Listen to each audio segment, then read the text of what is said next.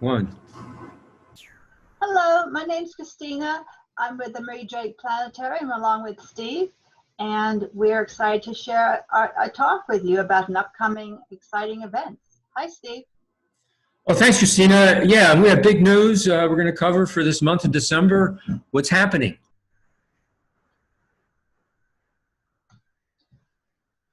So we have winter solstice. And we're looking forward to having more daylight hours. True.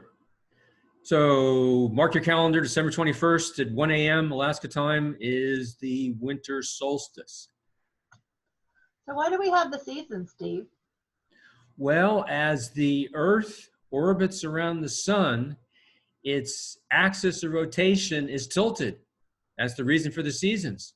If that rotational axis was not tilted, we would have no seasons. If it was tilted more, the seasons would be more extreme. Okay, so I like to think of it as axial tilt, 'tis the reason for the season. True. So here we're seeing that rotation axis. That's that little blue line coming out of the Arctic. And we're seeing the Earth in its orbit around the sun. The orbit's counterclockwise. Okay, once again here we're seeing our two seasons, the December solstice, which is the start of winter for the Northern Hemisphere, and then the June solstice, which is the start of summer for the Northern Hemisphere. So notice that the winter solstice for us, which is December 21st, the sun is not directly overhead in the north. That's why the days are colder than the summer. So when we were in Australia on the winter solstice, basically it was sunny all day and 70 degrees because it's all reversed there. That's true. The northern and southern hemisphere, the seasons are the inverse of each other. So this is showing that the December solstice, the sun is not directly overhead in the northern hemisphere. That's why the days are colder and the days are shorter, nights are longer. So the actual time is 1:02 a.m. and we'll have almost 6.5 hours of daylight. So what's going on with the December solstice at 1:02 a.m., the sun will be directly overhead, which is called the zenith, at 23.5 degrees south latitude in the southern hemisphere. So that's why we can set that time at 1 a.m. Alaska time for the winter solstice. You can just Google what time it's going to be at your location. So the blue line on this cartoon is the path of the sun for the December solstice, and the path is the shortest in the sky. So that's why we have the shortest day for the December 21st winter solstice. The red line is the summer solstice, June 21st, and the path of the sun is longer in the sky, so we have the longest day than for the June solstice, June 21st. So after the solstice, we start getting an increasing amount of daylight, and at first it's a very small amount of extra light, and then the rate of change increases, and eventually I'll be able to put away my satellite. That's true, and the rate of change right after solstice is the least rate of change. So after December 21st, the days will start getting longer, but slowly, but that rate of increase will increase as we approach the equinox in March. And again, you can look that up and actually find a table which gives you exactly how many extra minutes and seconds of daylight you get each day. True. So we're also having what the media is calling the Great Conjunction of Saturn and Jupiter. So it's getting a lot of publicity. I'm always happy to see when astronomical events get publicity and give the public an opportunity to get excited about astronomy and learn about it as well.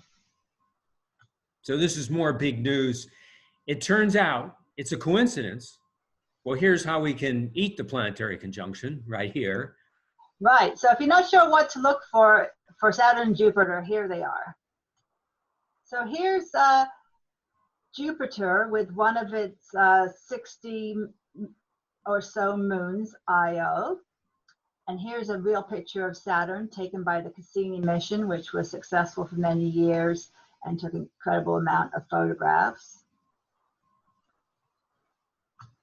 And here is the planet walk that we have in Anchorage, Alaska. And here you can visit Jupiter. You start at the sun in downtown Anchorage and walk the planets of our solar system from there. And here is a very highly technical astronomical representation of the solar system. What do we see here, Steve? Well, we're seeing the orbits of the planets in a cartoon, and we should notice that the two largest balls, which are represented by Jupiter and Saturn, when they become close in their orbit, they'll have the same line of sight, and that's what a conjunction is when two objects in the sky appear to be close to one another, even though they may be separated by millions of miles.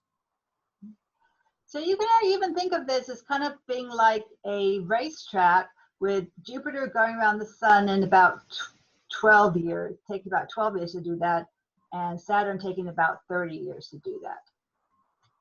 So what is a conjunction, Steve?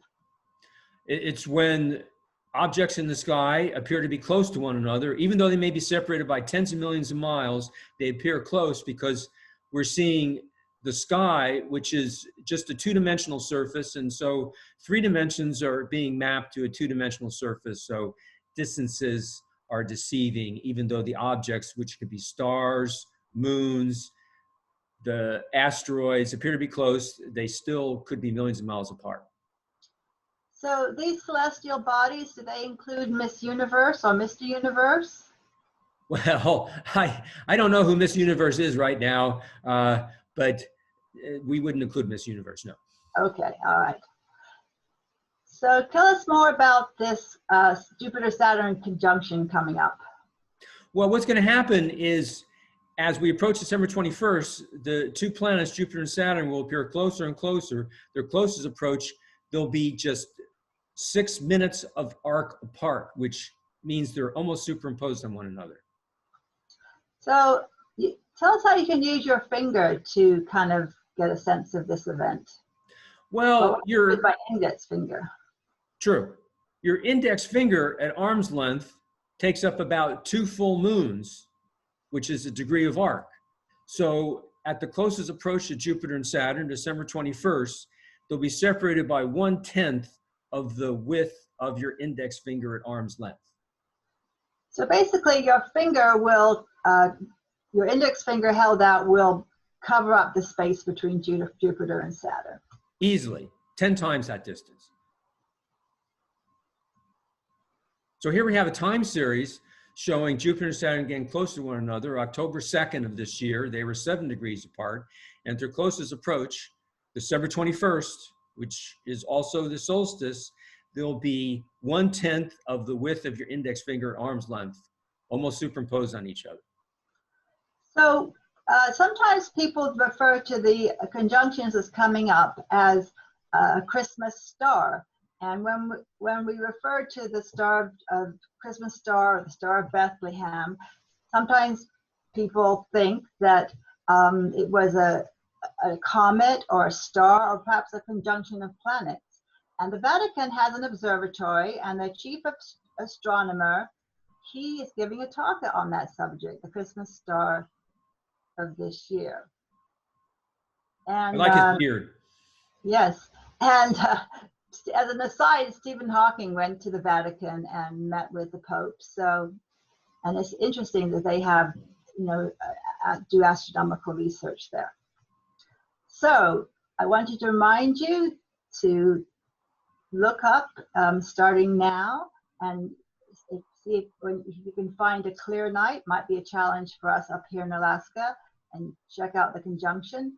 I also wanted to think about whether these events of the winter solstice and the conjunction are coincidence or if they have any deeper meaning. What do you think? They are a coincidence. And let me just emphasize, between now and the end of the month, any clear night, when it's dark, look towards the southwest. You'll see 2 bright objects, Jupiter and Saturn. And on December 21st, they'll be at their closest. But plus or minus a week from December 21st, they'll still be very close. It'll be a striking view to see it. And why is this conjunction so great? Well, there isn't a great scientific property being studied, but it's just a visually splendid appearance in the sky. Hopefully here in Juneau, we'll have some clear skies to see the conjunction. And when was the last one that was this good? Well, this is a rare event for Jupiter and Saturn to be so close. Last time they were this close was 400 years ago. The next time they'll be this close is about 60 years in the future. Yeah, beyond my lifetime. So sometimes people, like perhaps astrologers, believe there's some deep meaning to this, but we don't use that word here in the planetarium. So I want to remind you to check out our website or send us an email, follow us on Facebook or on our YouTube channel. And Steve, I think it's time for us to enjoy the winter and go skiing. Yeah, true. Well, thank you, Christina. And try to get out. If there's a clear night between now and the end of the month, try to get out to see this conjunction. Look towards the southwest when it's dark. Thank you.